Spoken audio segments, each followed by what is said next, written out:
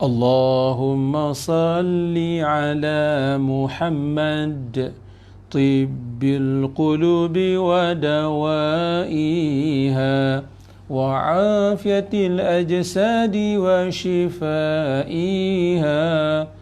ونور الأبصار وضيائها. اللهم صل على محمد طب القلوب ودوائها ونور الأبصار وضيائها.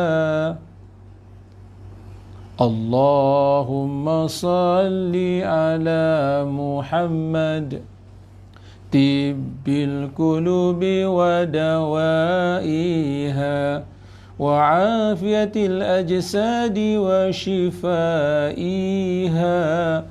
ونور الأبصار وضيائها وعلى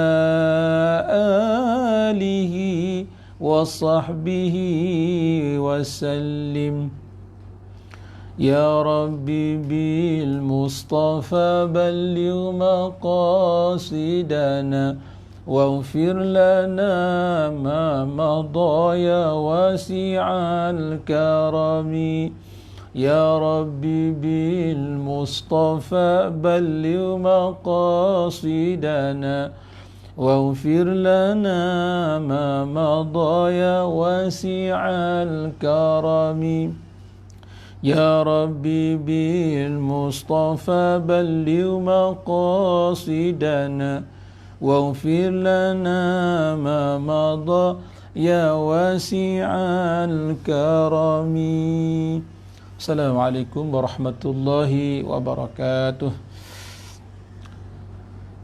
بسم الله الرحمن الرحيم. الحمد لله رب العالمين والصلاة والسلام على أشرف الأنبياء والمرسلين وعلى آله وصحبه أجمعين. رب اشرح لي صدري ويسر لي أمري wahlul 'uqdatan min lisani yafqahu qawli. Rabbi yassir wa la tu'assir ya karim. Alhamdulillah, kita bertemu sekali lagi ayahanda, bonda, adinda, kekanda, muslimin dan muslimat yang dikasihi dan dirahmati Allah sekalian. Pada kesempatan ini saya ingin menyebutkan satu perkara yang juga sangat penting juga kepada kita, iaitulah berkenaan dengan taubat. Sekarang kita berada dalam fasa yang kedua, 10 hari yang kedua. Sebagaimana yang disebut dalam Sahih Ibnu Khuzaimah, juga disebut dalam kitab Fadailul Awqat bagi Imam Al-Baihaqi, sebut satu hadis mengatakan awwaluhu rahmah wa awsatuhu maghfirah wa akhiruhu itqun minan nar. Awal Ramadan itu adalah rahmat, pertengahannya adalah maghfirah, keampunan, dan akhirnya ialah kelepasan, pembebasan daripada azab api neraka. Jadi oleh kerana itu saya memilih tajuk yang bagi saya sangat penting kepada kita, iaitulah berkenaan dengan taubat. Dalam kitab Minhajul Abidin ila Jannati Rabbil Alamin, kitab ini dikarang oleh Hujjatul Islam Al-Imam Al-Ghazali rahimahullahu ta'ala. Ya, sangat bagus ya bagi orang-orang yang kalau dia nak menjalani jalan akhirat, bagi orang yang nak menuju kepada Allah, bagi orang yang nak berjalan kepada Allah, sangat-sangat patut untuk kita membaca kitab Imam Al-Ghazali ini. Itulah kitab yang saya sebutkan tadi, kitab Minhajul Abidin ila Jannati Rabbil Alamin. Jadi ini juga yang telah dipesan oleh guru-guru saya lah, guru-guru yang membimbing rohani, memesan kepada saya supaya kitab ini jangan ditinggalkan. Ya, kitab Minhajul Abidin ini patut dibaca dan disemak, diulang kaji, diulang baca, kerana kitab ini dia panggil kitab yang tidaklah terlampau tinggi dan tidak pula nak kata rendah sangat pun tidak, jadi sederhana.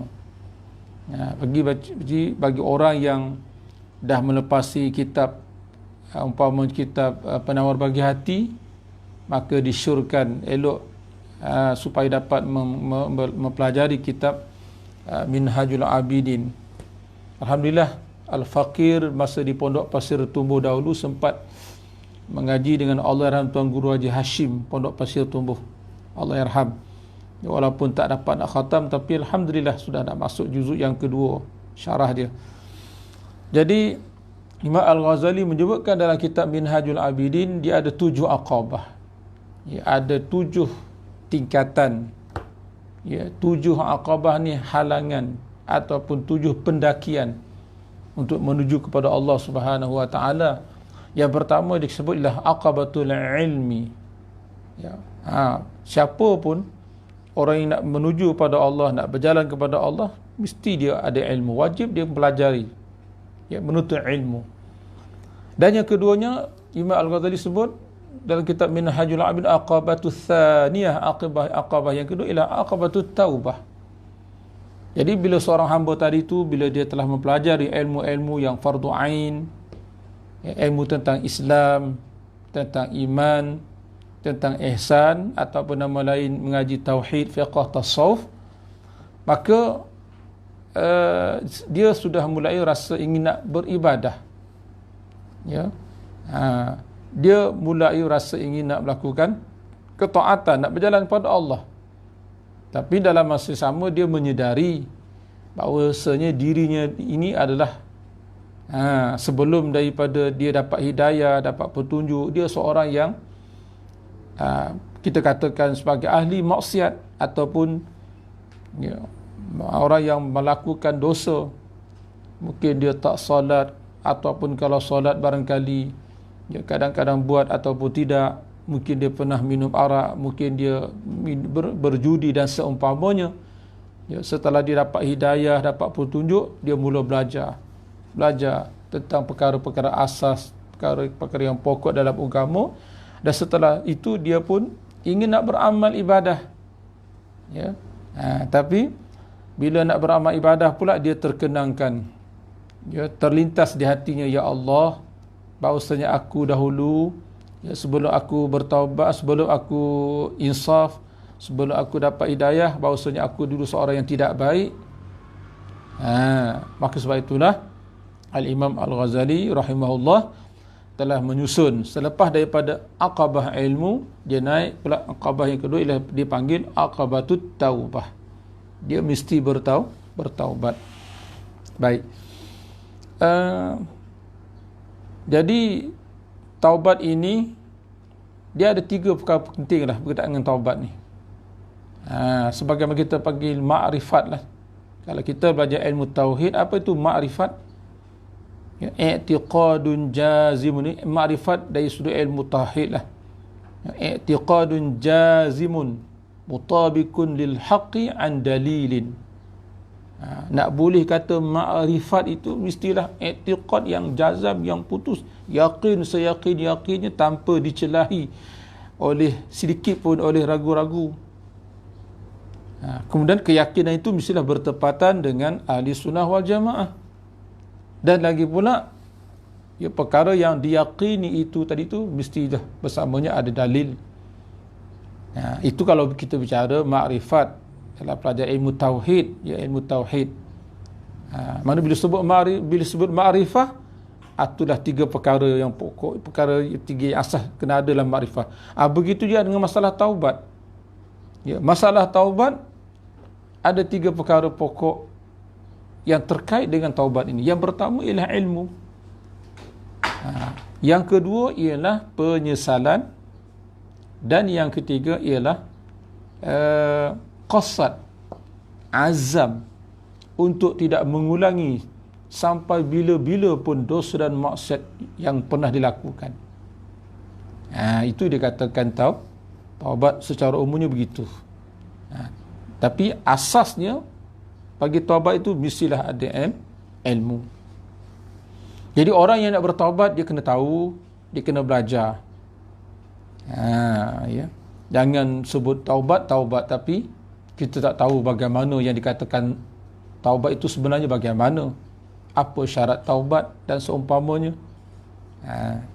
Jadi mengenai ilmu ni, ya, kita mengetahui dengan sebenar-benarnya bahawa melakukan maksiat itu ialah merupakan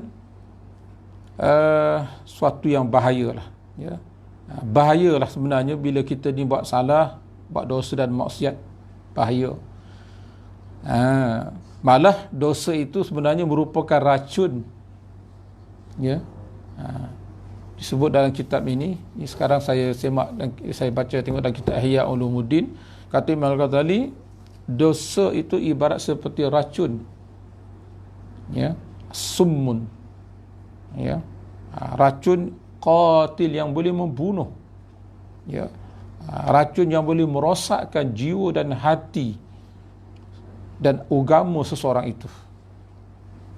Ya, itulah kita kena sedar perkara ini. Jadi bila kita nak bertaubat, kita mesti tahu bahawasanya dosa yang dilakukan itu, dosa dan maksiat itu merupakan adalah racun yang boleh merosakkan jiwa, hati nurani, rohani dan agama.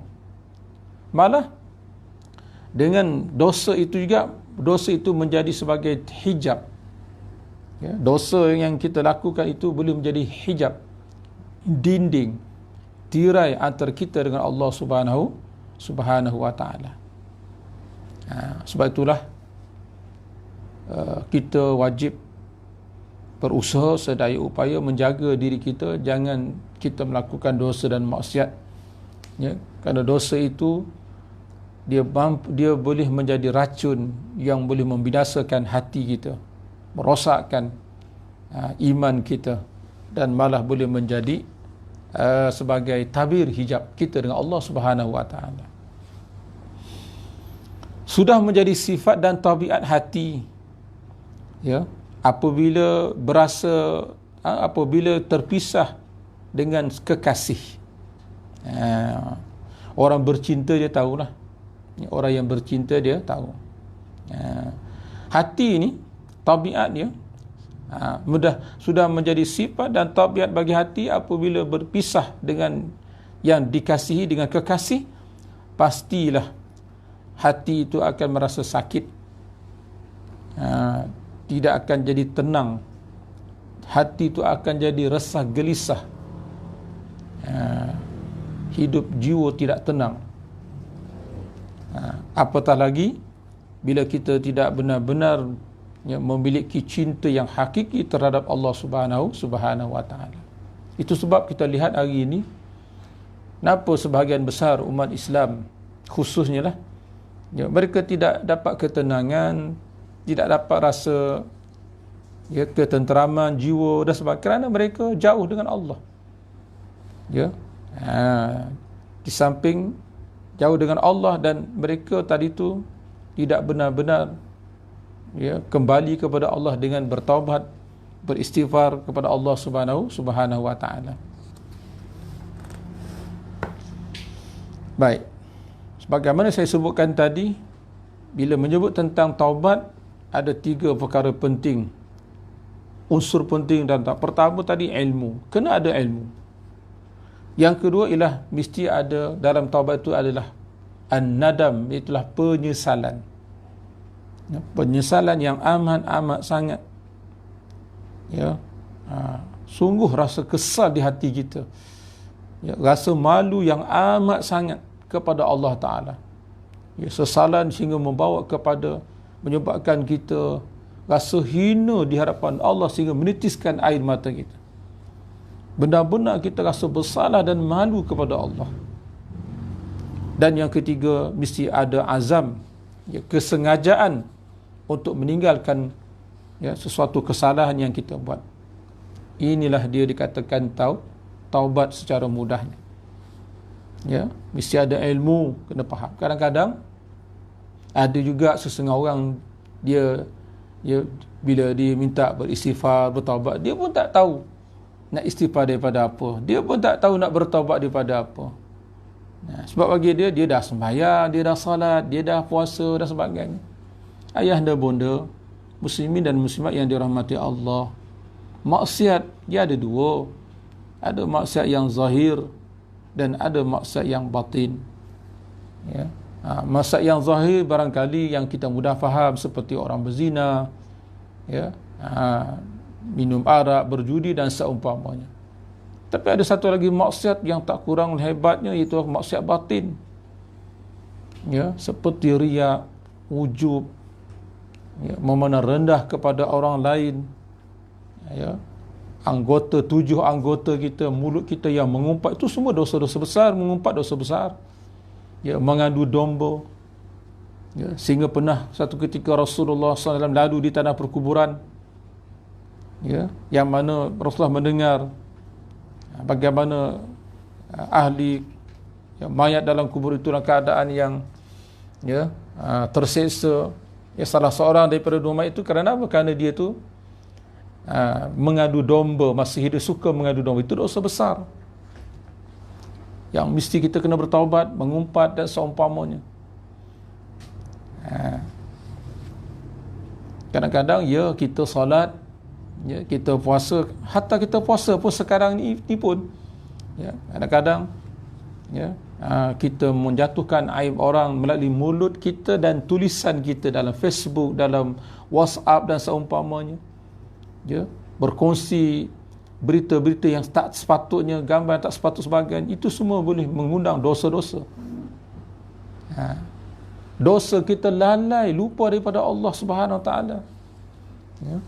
Kalau menurut guru-guru saya, ya, dosa orang yang belajar ilmu tauhid ialah lupa kepada Allah.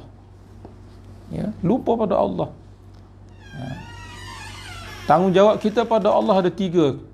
Ya, pertama, Allah Ta'ala tu naklah kita ingat kepada dia. Yang kedua, kita syukuri dia. Yang ketiga, naklah kita beriman kepada, yang kita kufurkan Allah. Ya, an ayyuta' la yu'sa. Allah Ta'ala tu naklah ditaati, minta maaf, ya. Misal Allah Ta'ala tu naklah ditaati, jangan diderhakakan. Ya, ayyuzkar wa la yunsa. Allah Ta'ala tu naklah diingatkan dia sentiasa, jangan dilupakan. Dan ayyushkara wala yukfar. Allah Ta'ala tu naklah disyukuri, jangan dikufuri Allah. Ini kewajipan kita sebagai hamba kepada Allah. Allah Ta'ala tu naklah kita ingat kepada dia, jangan dilupakan. Ayyuzkar wala yunsa. Yang kedua, ayyuta' wala yu'sa. Allah Ta'ala tu naklah ditaati, jangan diderhakakan. Dan yang ketiganya ialah ayyushkara wala yukfar. Allah Ta'ala tu naklah kita syukuri dia, jangan dikufuri Allah Ta'ala. Cuma ayahanda bonda, muslimin dan muslimat, kita tak nampak, ya, ya, dosa yang ada pada diri kita ni. Walaupun kita masih lagi salat, puasa dan sebagainya. Ya, andanya kalau Allah Ta'ala bukalah, orang lain boleh hidup, boleh bau betapa busuknya, ya, betapa orang boleh nampak betapa jijik dan kotornya dosa masa yang ada bertepek di tubuh, di hati kita ni, maka saya tidak ada satu orang pun yang nak rapat, yang nak dekat dengan kita. Tapi Allah Ta'ala tutup, tak nampak. Bukan bermakna tidak ada. Jadi banyaklah kita kena bertaubat kepada Allah Subhanahu Wa Taala. Ya. Saya nak tanya kepada ayahanda bonda muslimin dan muslimat, sama ada yang menuntut secara langsung ataupun nak mendengar selepas daripada ini. Kita tanya diri kita masing-masing. Umur kita, umur baligh tu 15 tahun Hijriah. Ya, umur baligh lah kita kata secara umumnya. Adakah umur ketika kita baligh itu kita telah dapat laksana tunaikan solat 5 waktu tu dengan sempurna? Ya. Memenuhi syarat sahnya, syarat wajibnya, ataupun bagaimana? Bagaimana mandi wajib kita, wuduk kita sah ke tidak sah? Cuba kita fikirkan balik, bila agak-agaknya kita ni, ya, kita solat fardu 5 waktu tu, bila agak kita solat dengan betul, dengan kita belajar, bukan kita solat, orang solat kita pun solat, orang puasa kita pun puasa, tapi kita solat dan puasa dalam keadaan kita jahil. Macam mana kita buat ibadah dalam keadaan jahil? Wa kullu man bi ghairi ilmi ya'malu a'maluhu mardudatun la tuqbalu. Mana-mana orang, siapa-siapa yang beramal tanpa ada ilmu, Orang puasa, kita puasa. Orang sembahyang, kita sembahyang. Tapi kita buat dalam keadaan jahil. Ya. Wa kullu man bi ghairi ilmi ya'malu a'maluhu mardudatun la tuqbalu. Mana amalnya mardud. Amalnya ditolak, la tuqbal, tidak diterima oleh Allah Subhanahu wa taala. Na'udzubillah min zalik. Jadi itulah ya untuk hari ini sebagai muqaddimah. Insya-Allah perbicaraan kita tentang masalah taubat ni kita akan sambung ya, sehinggalah kita habiskan bicara tentang taubat. Sebab bagi saya inilah peluang yang terbaik di bulan Ramadan ini, khususnya untuk kita ambil peluang untuk benar-benar ya, ar-ruju' ila Allah, kembali kepada Allah, bertaubatlah bersungguh-sungguh. Ambillah masa sebelum kita nak bersahur, wahai para suami, wahai para ayah, ya, sementara isteri-isteri kalian ya ke dapur tu, wahai ayah, wahai ketua keluarga, ambillah peluang ya untuk bertahajud, untuk sembahyang sunat, taubat, istighfar, mohon sungguh-sungguh keampunan kepada Allah Subhanahu wa taala. Ya, kita takut, ya, kita bimbang bahawasanya Ramadan ini berlalu ya dalam keadaan kita tidak diampunkan dosa oleh Allah. Ya, maka inilah serugi-rugi manusia, antara lain di sebelah hadis, orang yang rugi ya, siapa dia yang rugi itu? Iaitulah mereka yang bulan Ramadan berlalu tetapi sayang dosanya masih tidak diampun oleh Allah. Kerana apa? Kerana dia tak bersungguh-sungguh. Buat sambil lewa, tak apa. Ya. Tahun depan ada lagi, tak apa. Main tak apa. Ya. Jadi itulah, ini sebagai muhasabah untuk diri saya juga dan untuk kita sama-sama. Mudah-mudahan ada kebaikan, dan kalau dirasakan perkongsian saya pada hari ini sangat baik untuk dikongsikan, saya ya harapkan dapatlah dikongsikan untuk kebaikan kita bersama, insya-Allah. Kita panjang-panjangkan ya perkara ini, dan mudah-mudahan kita dapat bahagian yang baik, pahala yang baik di sisi Allah SWT, kerana Allah semata-mata, insya-Allah. Astaghfirullahalazim min kulli zambin, astaghfirullahalazim min kulli zambin. Ya Allah, aku mohon ampun kepada Allah yang Maha Agung daripada tiap-tiap salah dan dosaku. Astaghfirullahalazim min kulli zambin, astaghfirullahalazim min kulli zambin, astaghfirullahalazim min kulli zambin, astaghfirullahalazim min kulli zambin. Tubna ya Allah, tubna ya Allah, tubna ya Allah, tubna ya Allah, kami bertaubat kepadamu ya Allah. Tubna ya Allah, tubna ya Allah, tubna ya Allah, wa raja'na ya Allah, wa raja'na ya Allah, wa raja'na ya Allah, wa raja'na ya Allah, kami semua pasti akan kembali kepada Engkau ya Allah, sebagaimana telah kembali orang yang kembali dan tak kembali lagi ya Allah. ورجعنا يا الله، ورجعنا يا الله، ورجعنا يا الله، وندمنا يا الله، وندمنا يا الله، وندمنا ya Allah, wa nadimna, kami menyesal ya Allah, ya Allah, di atas dosa yang telah kami lakukan sepanjang hidup kami ya Allah, ya Allah. Tubna ila Allah, wa raja'na ila Allah, wa nadimna ala ma fa'alna. Bismillahirrahmanirrahim. Alhamdulillahirabbil alamin. Wassalatu wassalamu ala asyrafil anbiya wal mursalin wa ala alihi wa sahbihi ajmain. Ya Allah, yang Maha Pengasih lagi Maha Penyayang, tiada satu pun yang tersembunyi pengetahuan Engkau terhadap diri kami ini, ya Allah.